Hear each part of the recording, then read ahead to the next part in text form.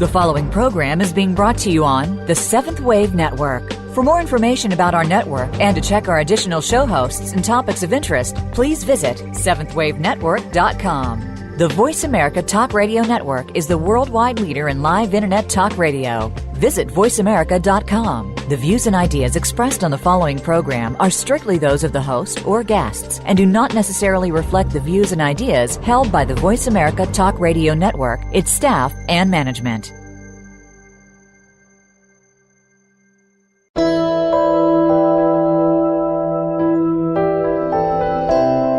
Welcome to Empowering Your Soul with Lisa Ouellet. If you're ready to make personal changes in your life and the lives of those around you, get ready for an hour of encouragement, enlightened guests, and engaging stories. Now, here is your host, Lisa Ouellet. Hi, and welcome to Empowering Your Soul. I'm your host, Lisa Ouellet, and today is Friday the 13th. So exciting. Today we're going to be talking about superstitions and Friday the 13th and paranormal and all those things that kind of make us think about, Friday the 13th and what it means to us. Today I'm really excited to have on the show with me a medium, entrepreneur, and teacher. She's an author as well. She's Debbie Raymond Pinet. She's from Raymond, New Hampshire. I'm happy to say she's a friend of mine, and we are very excited to do the show. So welcome to the show, Debbie. Hi. Thanks for having me. So exciting. This is going to be a fun show for us. Very exciting. I got excited over the Friday the 13th opening. Yeah, that's I know, great. It fits us very well. Yes. So thank you for having me. Oh gosh, such a pleasure. Such a pleasure. We're going to be talking about a lot of different things, but and we'll probably touch base on them as we go through the show. But if you could just kind of briefly share with the audience a little bit about yourself, what you do, and who, some of the things. I know you have some upcoming, you have some stuff coming up and things that I know you've written some books, so I'd love to hear about that. So if you want to talk about that, and then we can go into them a little bit more in depth too. Sure, no problem. So as you've mentioned, we are friends, it's been a wonderful experience thus far.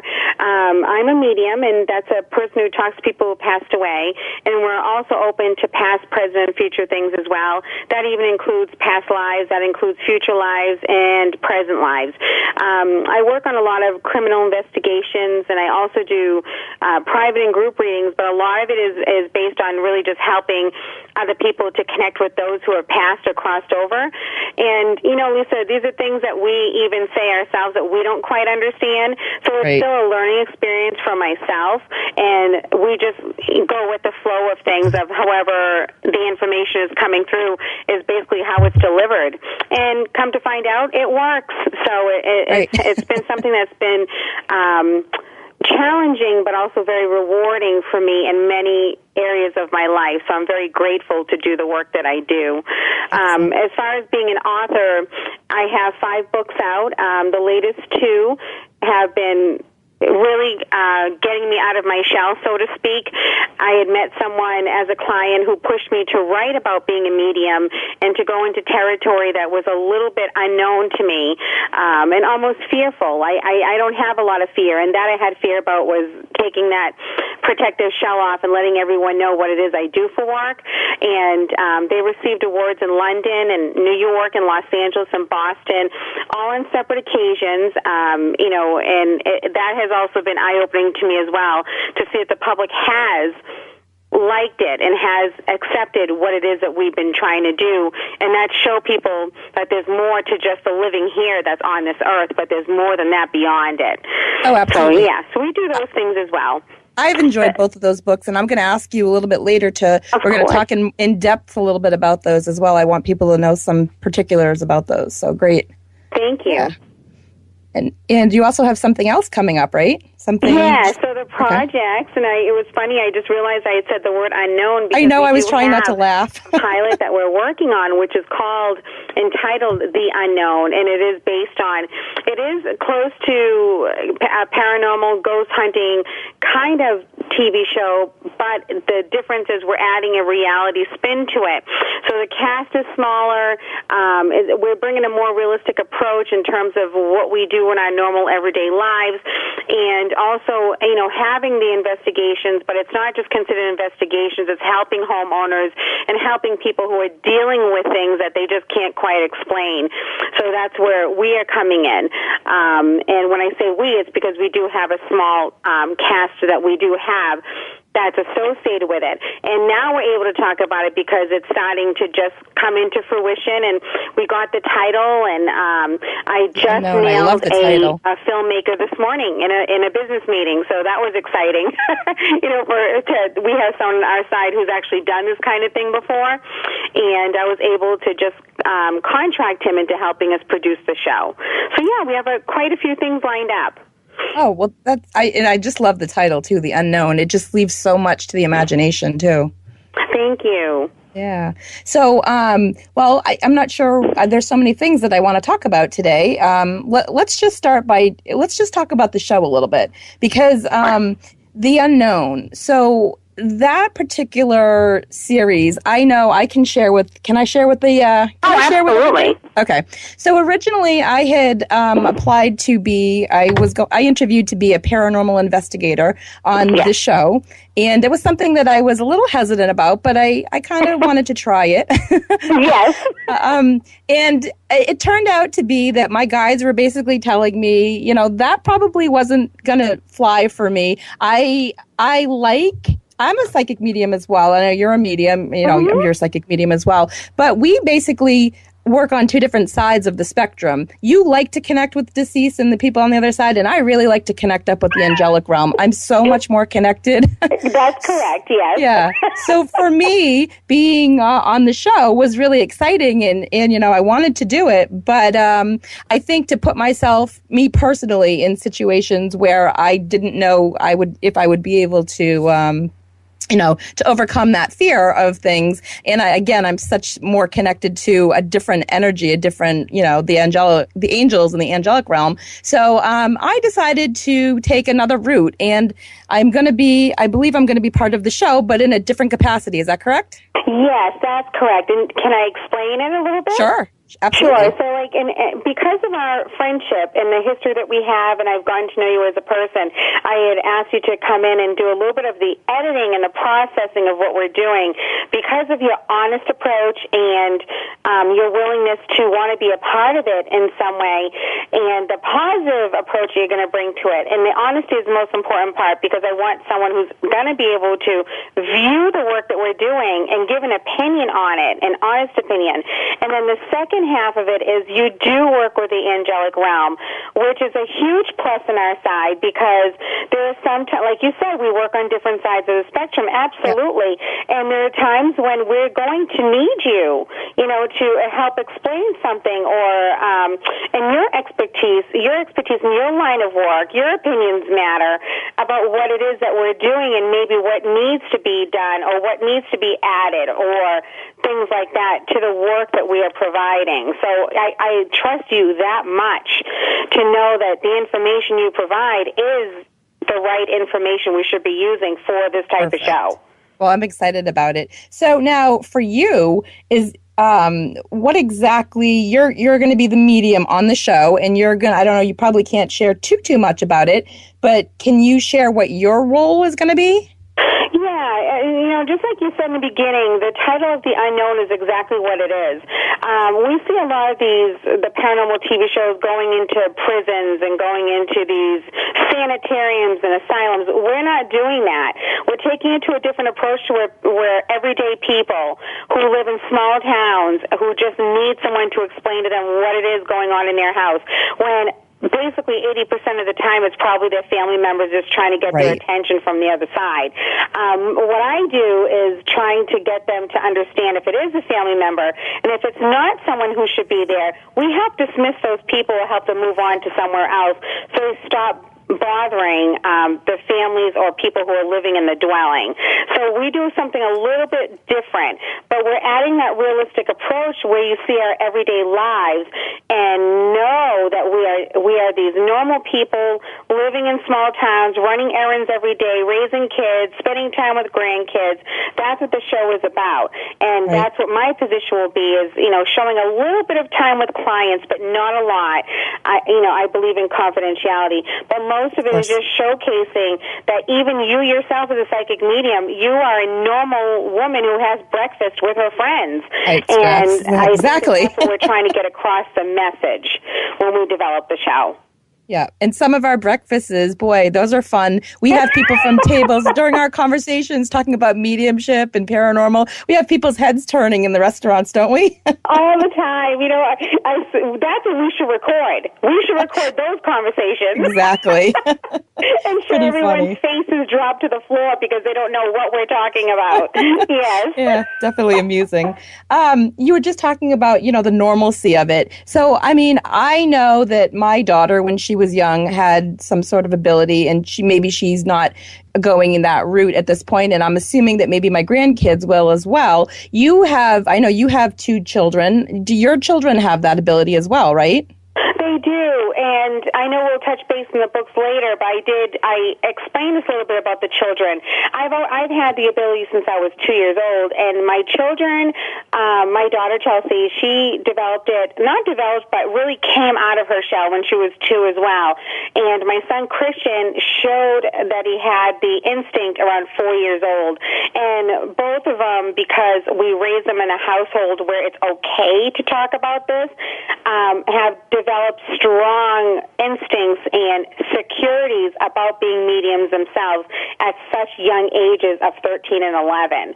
So I'm very, very pleased with that. And we talk about mediumship and ghosts and watch these paranormal shows like people watch football, during the season. That's how we do it here in our home. Yeah, it's an everyday occurrence, right? People who understand. Yeah, it's an everyday occurrence. Like when you're having breakfast and you see a spirit walk through, you talk about it like it's a person that's right there in the room with you, right? Absolutely. I cannot tell you how many times you just brought a smile to my face when you said that. How many times my daughter will look and go, Mama, I just saw Pepe there standing in the doorway. Mama, I just saw, and then she'll tell me, and I know that she's spot on because I'll also feel the energy walking in the room, and it just cracks me up because it can be just eating a bagel, getting ready for school, and then they walk in the kitchen. So these are just everyday occurrences that we deal with as a family. Yeah, absolutely. And so can we just touch base too a little bit about protection that we do when we're doing this work, right? Because obviously your children aren't as adept at it as you, so there must be some sort of protection that you put into force. I know I do protection around myself when I'm doing this kind of work, but what do you do for protection? It's a very good thing to mention. Everyone is different. The way you protect yourself is different, the way I do, which is why I said in the future we may need the things that you are capable of doing for some cases that we may be working on. What we do here at the home, as strange as it sounds, I listen to what is being told, and Spirit tells me to put rosaries on the indoor and the outdoor doorknobs of our bedroom. So we have done that. They have also said for us to put crucifixes or crosses above our front door of our home. We have done that. Whenever they say, if they feel that there's something negative about us or about the home or something's like wandering about us in our dwelling, they'll say to me, you need to put a rosary under your pillow. The reason being to put it under the pillow, it protects the subconscious mind. So when you go to sleep at night, they can't enter your dreams or enter while you're sleeping and vulnerable. So there's little things that Spirit does tell us to do, and we listen, and it works. We don't know how or why. There's no scientific proof on it. I just live through it, and that's how I know. You know what I'm saying? So everyone's experience is different, and we have learned from experience that when we listen to what they're telling us to do, of course, it works for us. Well, in addition to that, though, too, Debbie, I know that I'm not super religious. I grew up Catholic, but I still believe in God, and I still call in my angels and I still I pray to Jesus and pray to God, and I believe you do the same thing, right? You call in. Do. Yeah. We were raised very strict Catholic. I mean, between novenas and CCD and going to church every Sunday, right. I don't practice religion now.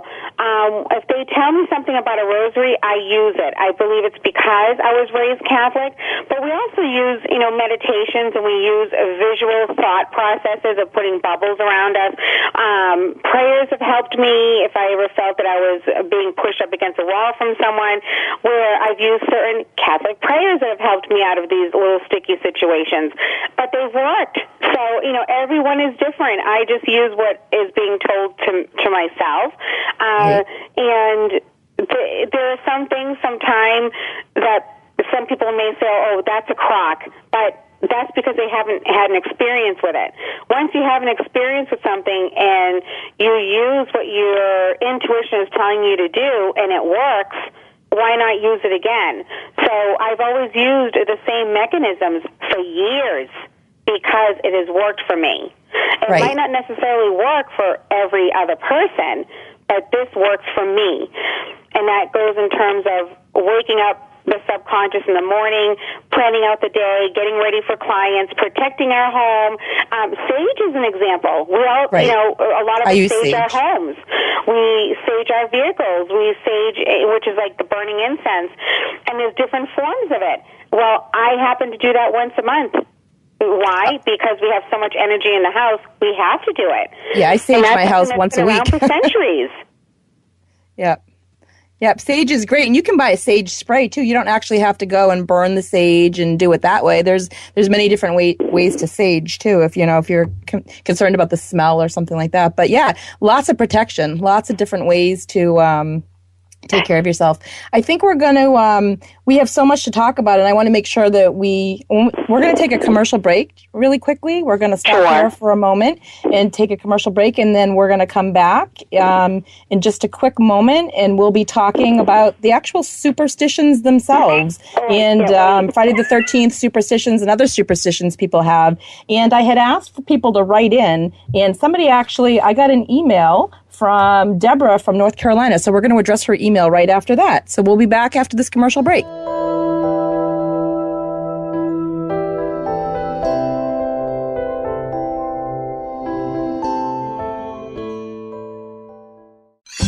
Your favorite Voice America Talk Radio Network shows and hosts are in your car, outdoors, and wherever you need them to be. Listen anywhere. Get our mobile app for iPhone, BlackBerry, or Android at the Apple iTunes App Store, BlackBerry App World, or Android Market. Lisa Ouellet is honored to assist you as you move forward from imprisonment to empowerment. Individual intuitive sessions are available in person, by telephone, or via Skype. Visit www.lisaouellet.com. While there, you can also find information about 1 hour and half-hour Reiki sessions, life coaching, and tuning into your intuition classes. These classes will help you learn to trust your intuition and tune into yourself more easily. Mention that you heard about us on Empowering Your Soul and receive 10% off your next session. Visit lisaouellet.com today.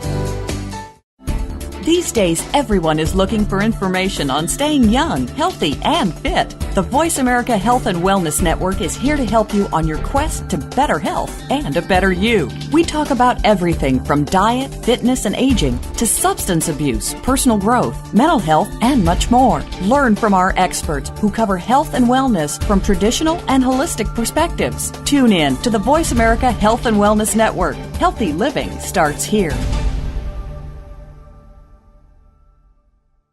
Become our friend on Facebook. Post your thoughts about our shows and network on our timeline. Visit Facebook.com/Voice America.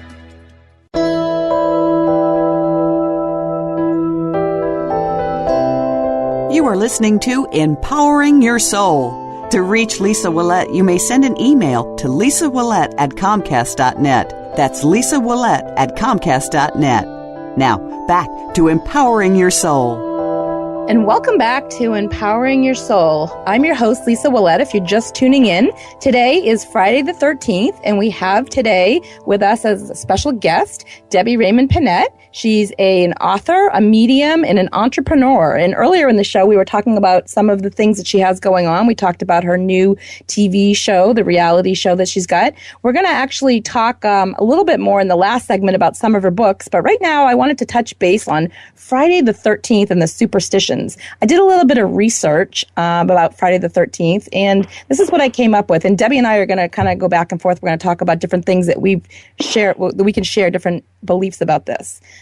Well, the superstition itself is a belief in the supernatural casualties, that one event leads to the cause of another without any natural process linking the two events. I know they said astrology, religion, and omens, witchcraft, prophecies, things like that. I don't personally believe that astrology is superstition, but I'm sure there's people out there that do. But things that contradict natural science. It's also commonly applied to beliefs and practices surrounding luck, prophecy, and spiritual beings, particularly the belief that future events can be foretold by specific, apparently unrelated prior events, which in our line of work, I guess everything that we do would be considered a superstition. Right.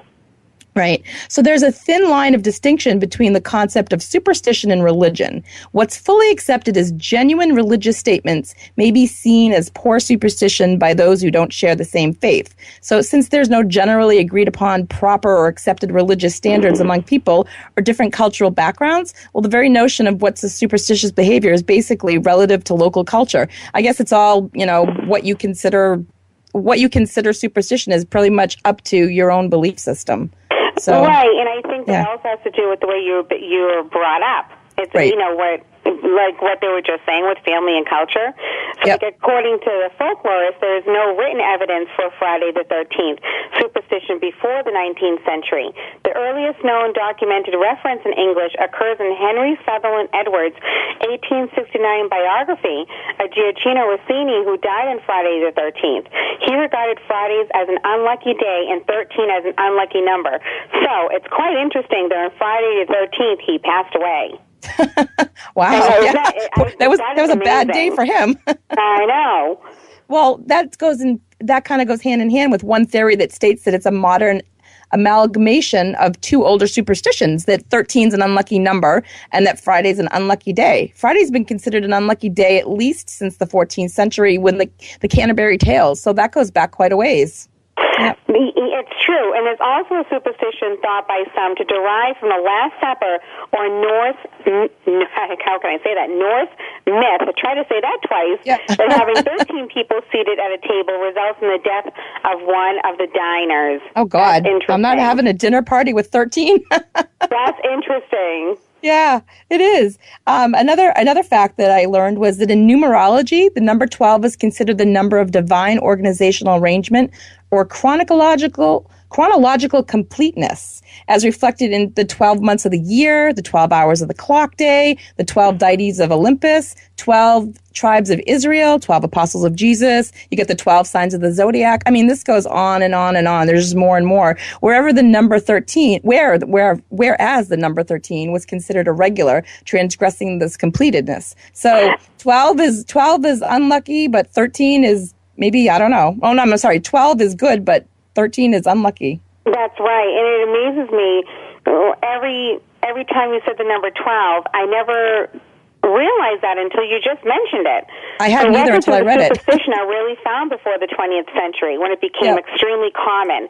The connection between the Friday the 13th superstition and the Knights Templar was popularized in Dan Brown's 2003 novel, The Da Vinci Code, which I loved. Oh my God, so did I. Yeah, and I didn't realize that the superstitions go back to that far, to the Knights Templar. But I mean, well, they probably go back even further than that. But yeah, they were really superstitious in that time period too. Yes.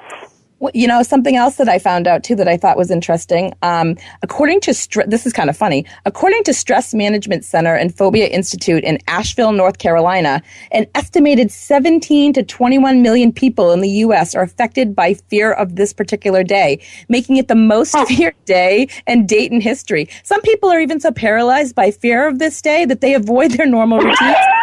They don't go out of their house. They don't get out of bed. They don't take flights. I mean, they won't do their regular business. It's estimated, Debbie, that $800 to $900 million is lost in business on this day. Can you believe that? That's kind of funny. That is crazy. I know. This year, Friday the 13th has been called. Now, I'm going to try this once. Okay. Frigga. Is that Frigga? Okay. Yeah. Frigga. Triskaidekaphobia. Frigga being the name of the Norse goddess for whom Friday is named in English, and Triskaidekaphobia meaning fear of the number 13. I didn't even know. I've learned something new today. I have never come across that word ever. I did not know that there was an actual phobia for that particular day, but that's very interesting to know. I'm going to keep that in my Rolodex. Yes, absolutely. Well, you and I were talking before the show, too, about some of the other superstitions that we have, that we grew up with. I know this is kind of a funny one, but you had a story about your aunt had a superstition? Yes, my Aunt Solange was a very religious woman, and besides the religion, she, believed in many things that you just can't see. She had such faith in everything and anything, and, you can always count on her to tell you things, such as Friday the 13th as being one of those unlucky days, but whenever she would go visit someone's house for the first time, she always brought a butter knife, and I could never understand, why she would even do that, and it's like she didn't want to even have to explain it. You just bring a butter knife. It's just a superstition. You just have to do it, she would say. And it made me laugh. And it's the same thing as walking under the ladder or that whole black cat thing that you mentioned before. Oh my God, yeah. It's the same thing. And she was big on if you saw a frog in the driveway, that was good luck. So if you see a frog, don't run over it in your driveway. Just let it hop along. But to her, it meant good luck, like good fortune. So it was those things, such as the superstitions. I'll never forget it. And again, it's the way that we were raised. And just remember things like that. It's a time period, too, because my mother, for years, I grew up with this superstition that if you drop, say you're doing dishes or you're putting silverware away or whatever, you drop a knife, a man is coming to your house. If you drop a fork, it's a woman. Right. If you drop a spoon, it's a family. Yeah. So we used to, growing up, we were dropping silverware right and left. We're like, we're going to have lots of company tonight, Yeah. That comes from my great-grandmother, but, Let's hope they're good-looking. Yeah, right? Well, it's funny, too. You just mentioned black cats, but you know what?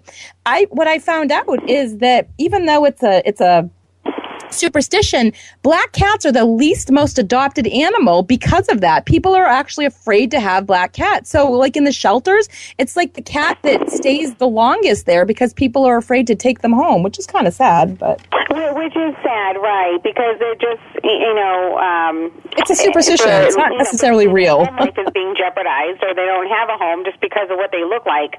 That's very sad.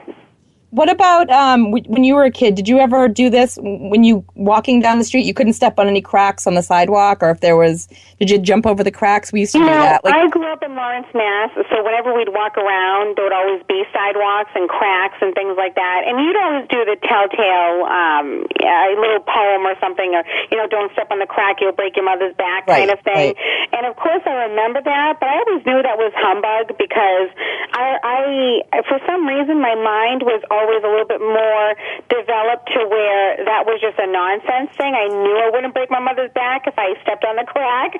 Right. So those to me were just little poems, but it was around me. It was around, superstitions was around me a lot. If you would see emblems or spray paint, or someone spray painted a symbolism, it really did get people's attention, and I remember. I just didn't put too much thought into those things. Right. What about for me? To this day, I still do it. When I'm walking down the street and I see a penny, if it's face down, tails up, I won't pick it up, but I will actually flip it over so that the next person walking by can pick it up. I'm going to remember that next time. Yeah. So next time I see a penny, I will do exactly what you just said. You can pick it up if it's heads up, but if it's tails up, nope, you got to flip it over for the next person. Oh, that is so funny. I'm going to remember that next time. Excellent. I wanted to make sure we have time. The The email that I received in was from Deborah in Raleigh, North Carolina. This is the question that she emailed me. She said, is it true that seeing spiders is a sign of money coming in? Oh, my God. Well, we can talk about that, but man, anytime I see a spider, I don't care if there's money coming in or not. I'm killing that spider. Spiders, I don't know. I think it's a different symbolism for everybody. With my spirits, I work with symbolism, and some of them do use a spider. Spiders, she can think of it that way. Maybe she was raised or heard it along, the time when she was growing up. For myself, I think spiders are unique, and, they control the insect population. They can build these magnificent webs that I don't even know how they do it. So when you look at spiders like that, it's because they're all different sizes, and that's part of what you were saying, how big they are. I don't look at them that way. It is a symbolism for sure, and it can mean some scary superstition to another person, absolutely. And it could mean something that's worth of good luck. I think everyone just perceives it a little bit differently, and that's what superstitions are all about. There is a saying that I used to know as a kid: when spiders spin their webs for noon, sunny weather's coming soon. Again, if I see a spider web, that thing's coming down. I don't care. I don't care if I'm ruining sunny weather or not. I just got goosebumps when you said that. Yeah. and what do we say the goosebumps are for? So goosebumps are confirmation, spirit confirmation. Yeah, so as soon as you said that comment, I got goosebumps with it. So that's a great confirmation there. Well, Deborah, as far as I'm concerned, what my understanding is, and again, I'm telling you that I'm going to kill them any chance I get. I don't care if there's money involved or not. But my understanding is all except the tarantula are supposed to be good luck. And the larger the spider, the larger the rewards. So, yeah, you know what? I'm sorry, but if I see a giant spider the size of my hand, I don't care if there's $1 million coming my way. That thing's dead. That poor spider. I don't care. Although I have heard the same as you. I have heard that they are definitely, that they're spiritual, and that sometimes they come to you and mean something, and they're supposed to be an omen of good luck, but I don't know. It does. Do we have 2 minutes for me to share something with you? I think we do, yeah. Okay, so one day I was on the deck outside, and we had a magnificent spider web. I mean, absolutely stunning. I didn't even want the kids to touch it. And just like how you're afraid of the larger spiders, she was a larger spider. I would probably say just the body itself was the size of about a nickel, and then count the legs. She was big. And because we are intuitive and we can actually be sensitive to a lot of living things, I was able, and I don't know how people are going to take this, I was able to read the spider and understand what it was she was doing. And there were 3 eggs on the web, and all that hard work she had done, I looked it over 4 days in a row and watched this castle being built. She had explained to me the eggs, of course, are her children, and I said, but why is it so grand? Why is it so big? She explained to me in an intuitive way, which is just mind to mind, subconsciously, that every square she had created was a memory. And when her babies come out of the egg and they start scattering themselves all over the web, they grab those memories of their mother, because she will be passed away by the time they hatch from the egg. So that's why they do the webs and the eggs that way. So this way when the children climb over them, they gain memory of their mom.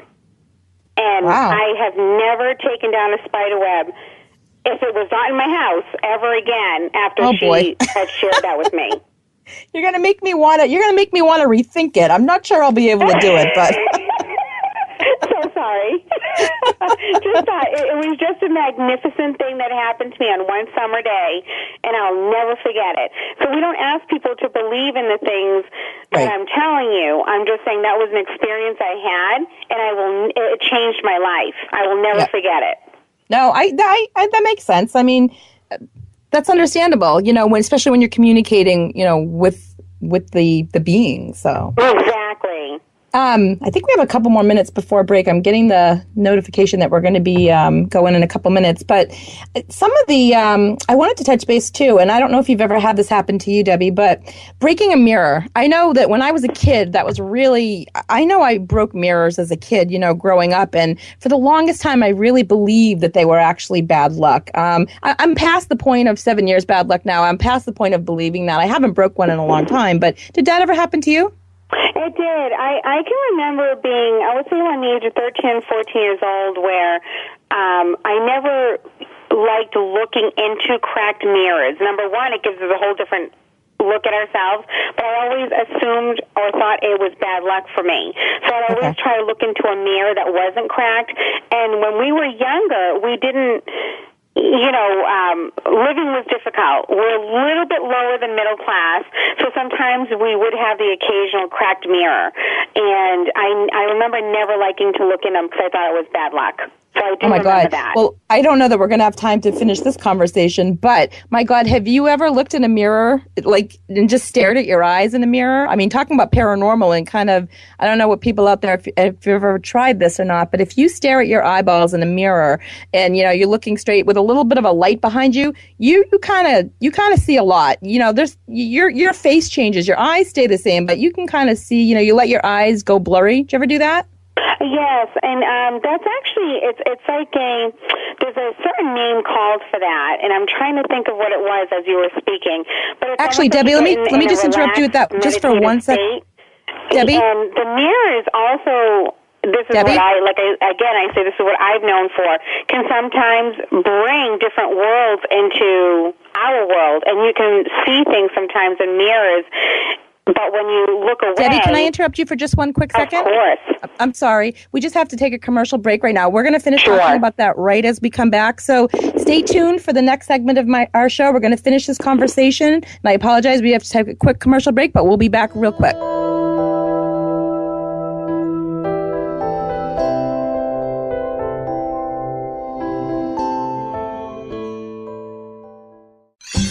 Your favorite Voice America Talk Radio Network shows and hosts are in your car, outdoors, and wherever you need them to be. Listen anywhere. Get our mobile app for iPhone, BlackBerry, or Android at the Apple iTunes App Store, BlackBerry App World, or Android Market.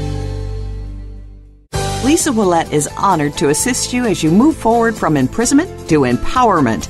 Individual intuitive sessions are available in person, by telephone, or via Skype. Visit www.lisaouellet.com. While there, you can also find information about 1 hour and half-hour Reiki sessions, life coaching, and tuning into your intuition classes. These classes will help you learn to trust your intuition and tune into yourself more easily. Mention that you heard about us on Empowering Your Soul and receive 10% off your next session. Visit lisaouellet.com today.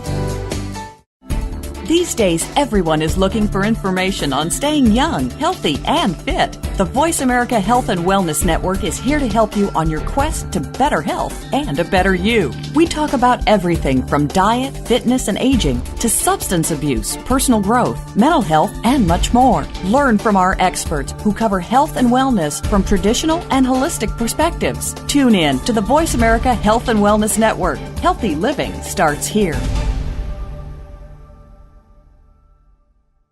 Become our friend on Facebook. Post your thoughts about our shows and network on our timeline. Visit Facebook.com/Voice America.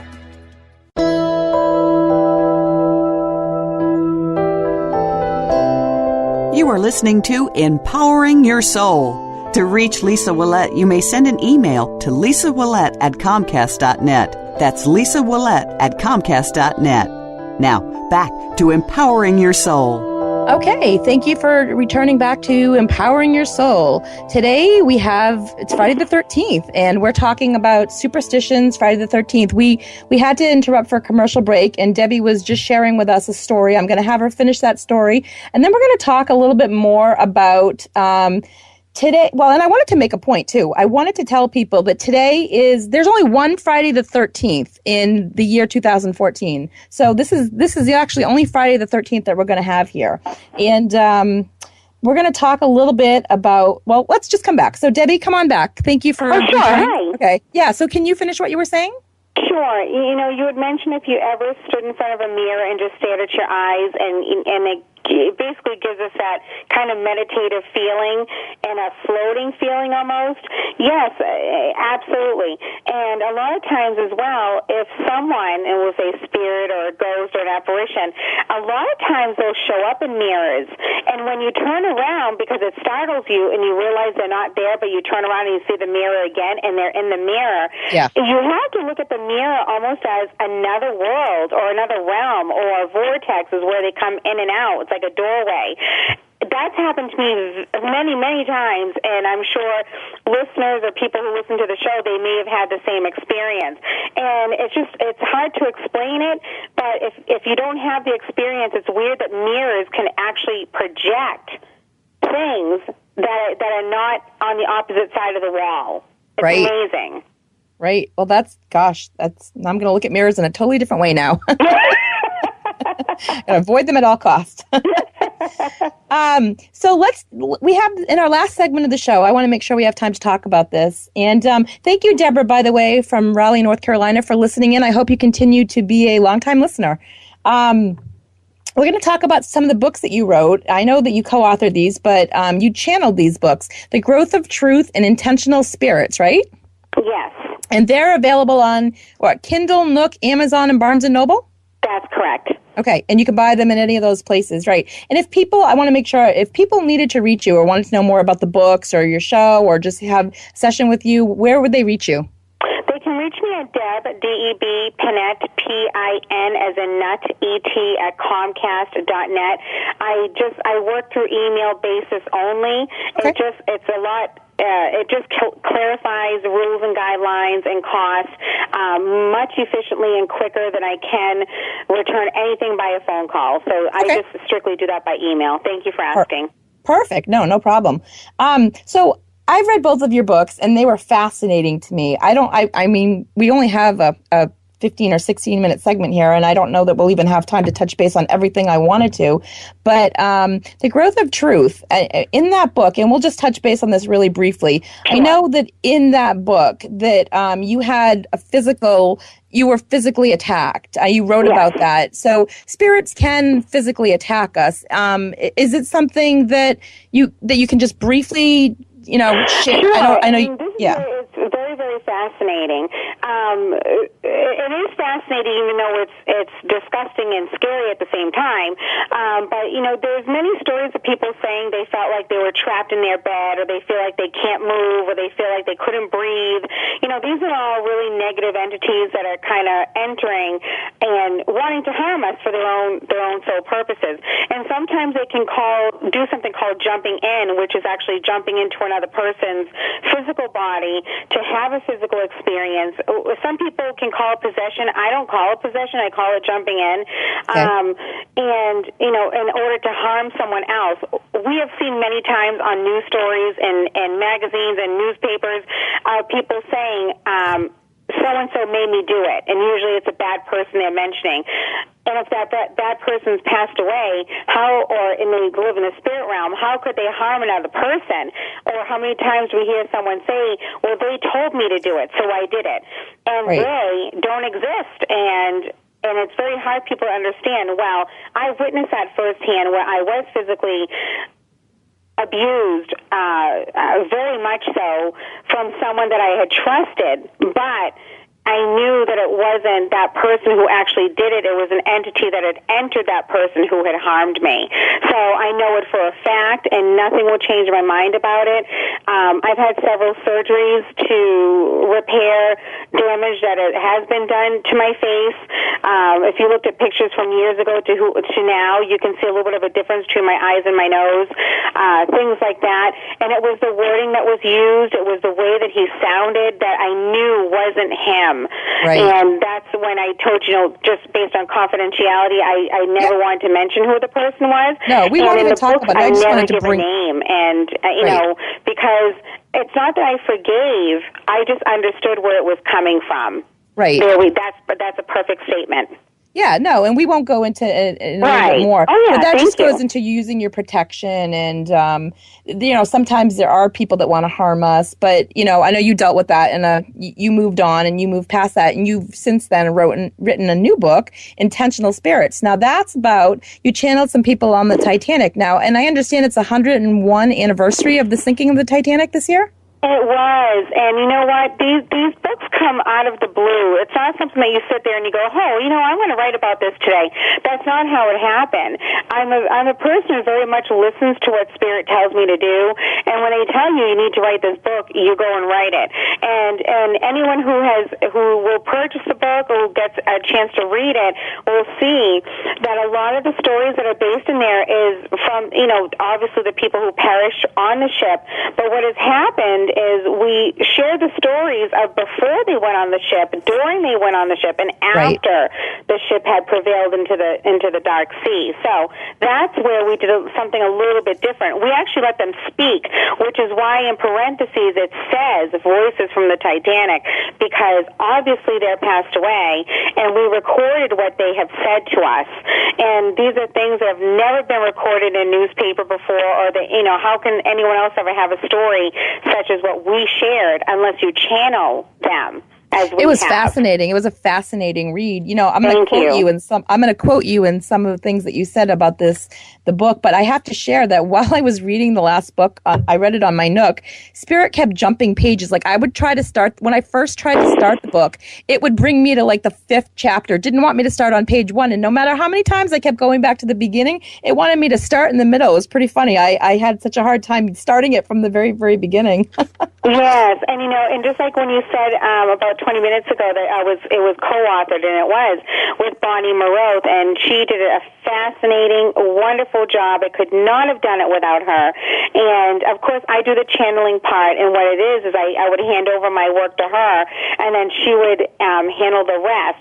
So she did an amazing job. Also, not only as a critic, she's a critic herself, but a sensitive person to it. We have cried writing these books. We have had such emotion. I went through a range of emotions writing both of the books with her, and I couldn't have done it without her. And all the awards that we have won on the books was based on her mailing them out and registering them and giving it a chance. So she also had a big part in the book, not only as an editor and a creative writer to help me with it, but also as a literary agent trying to get the book out there. Excellent. Well, you've said. In a vision, there is no concept of time with the spirits. 15 minutes of their time can be a millisecond to the person having the vision. That every spirit comes through in a different manner and not to every intuitive who is present. So can you elaborate on that a little bit? Yes, and it's I had to coincide with that question. There is no concept of time there for them, because now they're in eternity. They don't have, like we use number 12. They don't have 24 hours a day, 12 hours a day, 7 days a week. They don't live in that. So say if someone that we love passed away and it's been a year, and we know it's been a year anniversary, they don't realize that. So can you imagine living in a world with no time constraint? That's like the best thing. I would love that, but that's the best way to explain it. Another way is when you and I had spoken last night, and I explained to one of my clients that she had asked me how it feels to go, to do the work that we do, and I said, oh boy, that's fascinating, because it does feel different. So when we do travel a channel to the other side to do the work that we are providing, what ends up happening is we lose a little bit of concept of time there. So that energy makes us tired, and the trip is worthwhile, no doubt, but it does do something to the human body, because we're going places that sometimes it's very difficult to travel to, and that's because there's no concept of time there. So that it's a big thing or a hard thing for people to understand. And there's a word I was trying to find of like time traveling, and I can't think of the word, that scientists have been trying to look into this and perfect this for hundreds of years, and they just can't understand it. And sometimes I just want to email them and tell them, why don't you ask a psychic medium, and we'll tell you all about it. Because they're going about it all wrong. Yeah, that's funny. Yes. Did you have a particular, when you channeled this last book, I know there were so many heartbreaking stories and so many touching stories in it, from the little girl to, the man in the black boots. Did you have a favorite, or I did. So Luke, or Luciano, we like to call him, was such a handsome, he was very handsome, Italian? honest. Yes, he was amazing. He was kind of the host, as if like he would take my hand and show me what it is I needed to see, so to speak. And he knew what I could handle. And, when people read the book and they see that I actually was in danger at some point in the book, it was very interesting, though, that he was just trying to show me in a way of what they went through firsthand. And it was terrifying, because it was nothing like watching a movie that was produced 20 years ago. So it was nothing like that. It was totally different, as if you were going through it yourself. That's what channeling is about. Right. And Luke is just, I'll call him an old soul, who was very young, who took the reins of this project with me. He was the first one who showed up. He showed up in front of my daughter a couple of times. He has been absolutely, there's no words can describe it, the vulnerability he showed, and the fact that he just wanted the ones who were with him, he wanted their stories to be told. There are many more that still come through. No doubt about it. I know a third book should be written. Bonnie and I have been so tied up with other projects and other things, and I feel awful, putting them to the side, but I do take notes of the memories that they show me. I do forward them to her. So we do keep journals in terms of who does come through, why they're coming through, what they're showing. We just haven't put it in book form yet. So he was kind of like the spokesperson, though, right? Story. I'm sorry. He was kind of like the spokesperson? Yes, exactly. Yeah. Yep.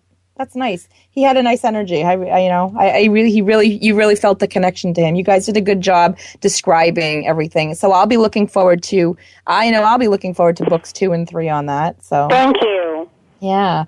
Now, I know that in the book as well, too, you had a couple other experiences where you felt like they pulled you in at some point and you weren't in control. Now, I know that, is there their terms as opposed to our terms controlling the situation? Can you talk a little? I know we probably only have another 2 minutes, but could you share with us? Sure, yes. And that's what you and I, we know this for a fact, is when we do channel, sometimes we can be put in situations that are dangerous. And it did happen, and it frightened me, because I live in 2014, and when I told Luke this is not okay, it wasn't okay, because I felt like I could be going down, and I have my family here. But what he wanted to showcase was that terrifying moment that they all had, and he just wanted it to be validified. He wanted someone to say, this is what we went through, and I was able to show that. Not only have producers and directors done it in movies, but I was able to witness it and tell it in words. Excellent. No, it was definitely, I felt when I was reading it, I felt for you. I'm like, oh no. Yes, thank you. That's gotta be utterly terrifying to not know, because like you can go from there, they go so quickly. He brought you to the beginning of the day, but he could have taken you right to the event at night that same day, and that's such a short time period. That's correct, yes, and that is what happened. And because, like I said, we live in 2014, I'm in a more controlled environment than being on a ship that was going down in the middle of the night. Do you know what I'm saying? So it was definitely a different environment. Absolutely, and it's good that you normally control your visions through your meditation, so that's great. So, I mean, that's the way to do it, to be in control, and then you can let in who comes through, and you can set the pace and give them the guidelines. You're a strong woman in this day and age, and I know probably an Italian from a century ago probably didn't want to listen. Exactly. Yes. Yeah. So, all right. So we are getting near the end of the segment. My God, there's so many more things I wanted to discuss, and just ran out of time. So I think what's going to happen is we'll have to have Debbie back on the show at another time to continue this conversation at a later date. But again, if you want to reach Debbie, she's at debpinet@comcast.net. That's a way to reach her by email. And I really want to take the time, Debbie, to say thank you so much for being on the show. I hope people today learned a little bit more about Friday the 13th that they might not have known, and a little bit more about superstitions and, what being a medium, what being psychic, what those things entail. So I ask everybody to join me next week for another exciting episode. Just make sure that if you haven't downloaded Stitcher or Voice America app, make sure you download that so you can listen to the show at any time. And thank you again, Debbie, for being part of the show with me this week. Thank you, Lisa. I look forward to talking to you in the future. We can share our project plans with your audience. Excellent. That would be great. So everybody, have a great weekend and happy Friday the 13th.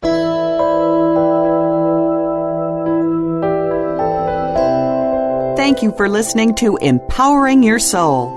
Please be sure to join Lisa Ouellet for another engaging program next Friday at 9 a.m. Pacific Time, noon Eastern Time on the Voice America 7th Wave channel. This week, stop feeling imprisoned and start being empowered.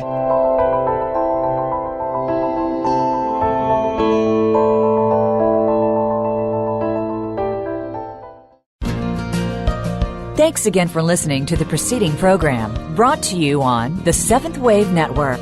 For more information about our network and to check out additional show hosts and topics of interest, please visit 7thwavenetwork.com. The Voice America Talk Radio Network is the worldwide leader in live Internet talk radio. Visit voiceamerica.com. The views and ideas expressed on the preceding program are strictly those of the host or guests and do not necessarily reflect the views and ideas held by the Voice America Talk